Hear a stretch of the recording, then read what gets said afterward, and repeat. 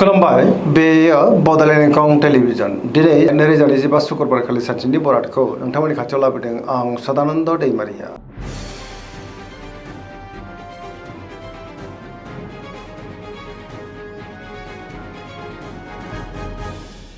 सिगां फरायलांदों मेष राशि गिबि हांखो अ ल दिनैनि साना जोबोर मोजां गोसोआव गोथों आरो गोग्गो साननाय फैगोन गियाननि आंखाल जानाय नङा सोरजोंबा बाख्नाय जानोबो हागौ मावनाय खामानिखौ दिनै थि समावनो आरो गोरलैयैनो मावफुंनोबो हागोन गोसोनि साननायफोरा मोगथाङाव जाफुंनोबो हागौ देहाया दिनै मोजाङैनो थागोन सोरबा लोगोनिफ्राय हरखाबै मोजां खौरां फैनोबो हागौ रांखावरियाव मोजां होनजायो बेफार फालांगियाव दिनै जोबोर मोजां मुलाम्फा मोननो हागोन आरो मोननो गोनां धोनखौबो मोननो हागौ सोरबा लोगोनिफ्राय थोजासे हेफाजाबबो मोननो हागौ बिमा बिफानिफ्राय अननायफोरखौ मोननो हागोन बिदा फंबायनि हेफाजाबखौ मोनगोन सोरजोंबा बाख्नायजानानै गोसोआ दिनै जोबोर खुसि जागोन सेंग्रा सिख्लाफ्रा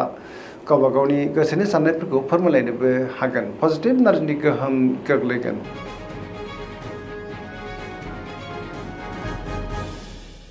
वृष राशि गिबि हांखो इ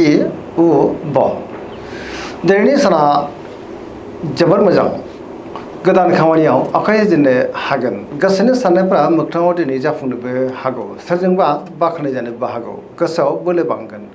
मावनाय खामानिखौ दिनै थि समावनो आरो गोरलैयैनो मावफुंनोबो हागोन सोरजोंबा बाख्नाय जानानै गोसोआ दिनै जोबोर खुसि जागोन समाजाव मान मोननो हागोन रांखावरियाव मोजां होनजायो बेफार फालांगियावबो दिनै जोबोर मोजां मुलाम्फा मोननो हागोन न'खराव बिदा फंबायनिफ्राय हेफाजाबखौ मोननो हागोन बिसि फिसायनि गेजेराव अनलायनाया बांगोन देहाया दिनै मोजाङैनो थागोन जायखि खामानि मावानो दिनै मोनफ्रोमबो खामानिखौनो गोरलैयैनो मावफुंलांनो हागोन गोसोआव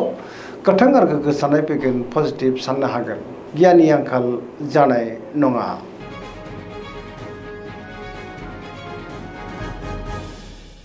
मिथुन राशि गिबि हांखो क स दिनैनि साना जोबोर मोजां गोसोआव गोथों आरो गोग्गो साननाय फैगोन गियाननि आंखाल जानाय नङा सोरजोंबा बाख्नाय जानोबो हागौ पजिटिभ एनार्जिनि गोहोम गोग्लैगोन समाजाव मान मोनगोन गोबां मुंदांखा सुबुंजों दिनै लोगो मोनज्लायनोबो हागौ मोनफ्रोमबो बिथिङाव जाफुंसारगोन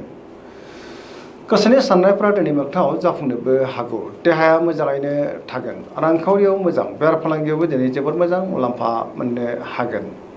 गुबुननि थाखाय दिनै गोबां मोजां खामानि मावनानै होनोबो हागोन मावनाय खामानिफ्रा गोरलैयैनो मावफुंजानो हागौ सोरबा लोगोजों बाख्नाय जानो हागौ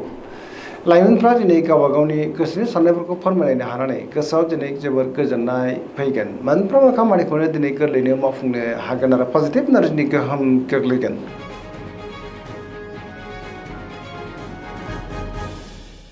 कर्कट राशि गिबि हांखो ड ह दिनैनि साना मोजां आरो गाज्रिनि गेजेरजोंनो बाबेनलांनो हागौ गोसोआव गोनो गोथो साननायबो फैनो हागौ गावनि गोसोनि साननायफोरखौ दिनै गुबुननो फोरमायनो गोब्राब जागोन सोरबा लोगोजों रायखोमा जानोबो हागौ गोसोनि साननायफ्रा देबर नांनो हागौ नेगेटिभ साननाय फैनोबो हागौ मावनाय खामानिखौ मावफुंनायाव माबा मोनसे हेंथा फैनोबो हागौ रांखावरियाव बारा मोजां नङा नाङा फाङा खरसाया दिनै बांनोबो हागौ बेफार फालांगियाव बारा मोजां नङा होनजायो समाजाव मान मोननो हागोन देहाया दिनै मोजाङैनो थागोन गुबुननिफ्राय हेफाजाब मोननो हागोन फरायसाफ्रा दिनै फरायनायाव गोसो दुंखांगोन आरो मोजां फिथाइ मोनगोन न'खराव बिसि फिसानि गेजेराव अननानै फैगोन गुबुननि थाखाय दिनै गोबां मोजां खामानि मावनानै होनोबो हागोन अब्लाबो नाथाय सुथुरनि गाज्रि नोजोर थानोबो हागौ मोनफ्रोमबो बिथिङावनो दिनै सांग्रां जानाया गाहाम लामा सामायाव हान्थियोब्ला दिनै सांग्रां जानांगोन।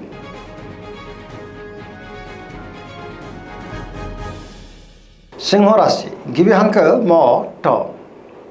दिनैनि साना मोजां आरो गाज्रिनि गेजेरजोंनो बाबेनलांनो हागौ गोसोआव गोनो गोथो साननाय फैनो हागौ गावनि गोसोनि साननायफोरखौ दिनै गुबुननो फोरमायनो गोब्राब जागोन मावनाय खामानिफ्राबो माबा मोनसे गोरोन्थिबो जालांनो हागौ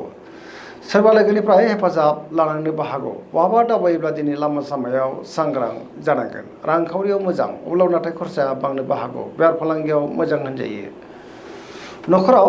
एना एनिबो फैनो हागौ गोसोनि साननायफ्रा दिनै गोरोबलायाबो जानो हागौ देहाया दिनै बारा मोजां थानाय नङा गोबां रोखोमनि देहायारि जेंनाजों मोगा मोगि जानांनोबो हागौ जानाय लोंनायाव सांग्रां जानांगोन गुबुननि थाखाय दिनै नाङा फाङा जेंनायाव गोग्लैनांनोबो हागौ आरो नेगेटिभ एनार्जिनि गोहोमबो गोग्लैनो हागौ।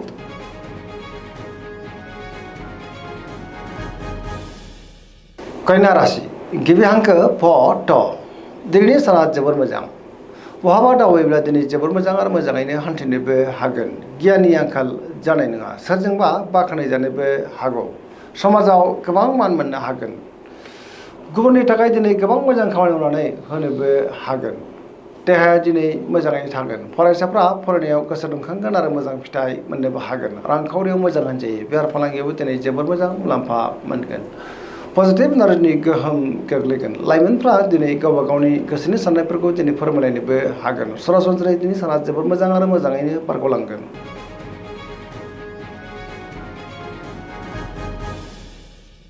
तुला राशि गिबि हांखो र ट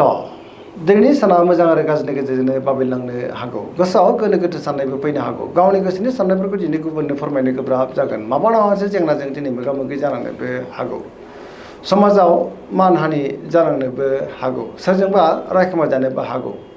देहाया दिनै मोजाङैनो थागोन अब्ला नाथाय जानाय लोंनायाव सांग्रां जानांगोन रांखावरियाव बारा मोजां नङा नाङा फाङा खरसाया दिनै बांनोबो हागौ बेफार फालांगियावबो बारा मोजां नङा होनजायो समाजाव मान मोननो हागोन गुबुननि थाखाय दिनै नाङा फाङा जेंनायाव गोग्लैनांनोबो हागौ गोदान खामानियाव आखाइ होजेननो हानाय नङा सेंग्रा सिख्लाफ्रा दिनै गावबा गावनि गोसोनि साननायफोरखौ फोरमायलायनो हागोन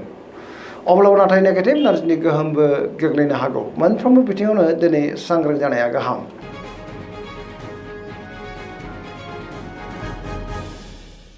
वृश्चिक राशि गिबि हांखो न स दिनैनि साना जोबोद मोजां गुबुननि थाखाय दिनै गोबां मोजां खामानि मावनानै होनोबो हागोन सिगांनि बबेबा आद्रा खामानियाबो दिनै मावफुंजानो हागौ गुबुनजों मोजां सोमोन्दो लाखिनो रोंगोन पजिटिभ एनार्जिनि गोहोम गोग्लैगोन गोसोआव गोथों आरो गोग्गो साननाय फैगोन समाजावबो मान मोननो हागोन गुबुनजों मोजां सोमोन्दो लाखिनो रोंगोन गोसोनि साननायफ्रा दिनै मोगथाङाव जाफुंनोबो हागौ गोसोनि बोलोआ बांगोन समाजावबो मान मोननो हागोन न'खराव दिनै बिसि फिसायनि गेजेराव अननानै फैगोन रांखावरियाव मोजां होनजायो बेफार फालांगियाव दिनै जोबोद मोजां मुलाम्फा मोननो हागोन गोबां रोखोमनि जेंनाखौ दिनै गोरलैयैनो सुस्रांनोबो हागोन देहाया दिनै मोजाङैनो थागोन अब्लाबो नाथाय जानाय लोंनायाव सांग्रां जानांगोन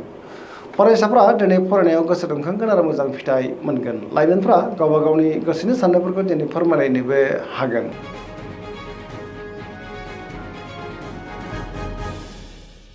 धनु राशि गिबि हांखो ढ फ भ दिनैनि साना बारा मोजां नङा गोसोनि साननायफ्रा देबार नांनोबो हागौ गोबां जेंना जेंगोनाजों दिनै मोगा मोगि जानांनोबो हागौ देहाया दिनै बारा मोजां थानाय नङा गोबां रोखोमनि देहायारि जेंनाजों मोगा मोगि जानांनोबो हागौ जानाय लोंनायाव दिनै सांग्रां जानांगोन मावलांनाय खामानिखौ मावफुंनायाव माबा मोनसे हेंथा फैनोबो हागौ गोसोनि साननायफ्रा दिनै देबार नांगोन रांखावरियाव मोजां अब्लाबो नाथाय खरसाया बांगोन बेफार फालांगियाव मोजां होनजायो देहाया दिनै मोजाङैनो थागोन अब्लाबो नाथाय जानाय लोंनायाव सांग्रां जानांगोन बहानिफ्रायबा हरखाबै गाज्रि खौरांबो फैनो हागौ आरो नेगेटिभ एनार्जिनि गोहोमबो गोग्लैनो हागौ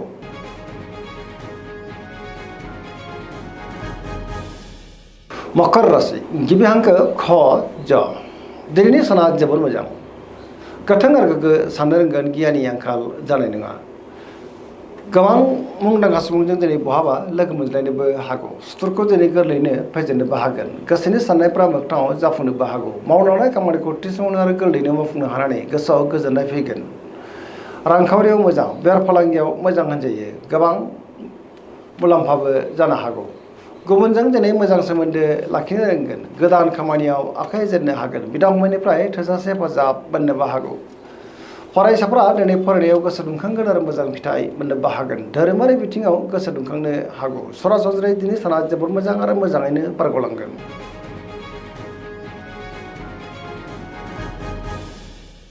कुम्भ राशि गिबि हांखो ग स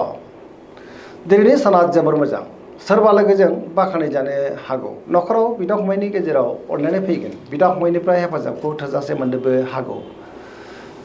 सुथुरखौ गोरलैयैनो फेजेननोबो हागोन गोसोनि साननायफ्रा दिनै मोगथाङाव जाफुंनोबो हागौ बहानिफ्रायबा हरखाबै मोजां खौरां फैनो हागौ समाजाव गोबां मान मोनगोन बहाबा हान्थियोब्ला दिनै जोबोद मोजां आरो मोजाङैनो हान्थिनोबो हागोन गोबां रोखोमनि सिगांनि जेंनाखौ दिनै गोरलैयैनो सुस्रांनोबो हागोन गुबुननिफ्राय थोजासे हेफाजाब मोननो हागौ बिमा बिफानि अननाय आबोरखौ मोननो हागोन लाइमोनफ्रा गावबा गावनि गोसोनि साननायफोरखौ फोरमायलायनोबो हागोन आरो पजिटिभ एनार्जिनि गोहोम गोग्लैगोन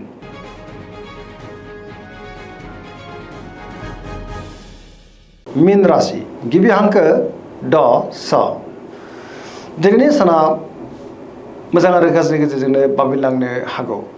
गोसोआव गोनो गोथो साननायबो फैनो हागौ गावनि गोसोनि साननायफोरखौ दिनै गुबुननो फोरमायनो गोब्राब जागोन गोसोआव नेगेटिभ साननायबो फैनो हागौ सोरजोंबा रायखोमा जानोबो हागौ फरायसाफ्रा दिनै फरायनायाव गोसो दुंखांगोन अब्लाबो नाथाय नेगेटिभ एनार्जिनि गोहोमबो गोग्लैनो हागौ देहाया दिनै बारा मोजां थानाय नङा गोबां रोखोमनि देहायारि जेंनाजों मोगा मोगि जानांनोबो हागौ रांखावरियाव मोजां बेफार फालांगियावबो मोजां होनजायो न'खराव एना एनिबो फैनो हागौ सोरजोंबा रायखोमा जानोबो हागौ लाइमोनफोरनि गोसोआ दिनै जोबोर उसुखुथु जागोन गावबा गावनि गोसोनि साननायफोरखौबो दिनै फोरमायलायनो गोब्राब जानोबो हागौ आरो नेगेटिभ एनार्जि गोहोमबो गोग्लैनो हागौ मोनफ्रोमबो बिथिङावनो दिनै सांग्रां जानाया गाहाम दिनैनि राशि फरायनाय एसेनोसै जोबनायाव बेखौनो खावलायो जाहाथे नोंथांमोना सानफ्रोमबो जोंनि बे बड'लेण्ड इंखं टेलिभिजनखौ नायबाय थायो आरो साबस्क्राइब खालामो लोगोसे लाइक खालामो आरो शेयार खालामो एसेनोसै गोजोन्थों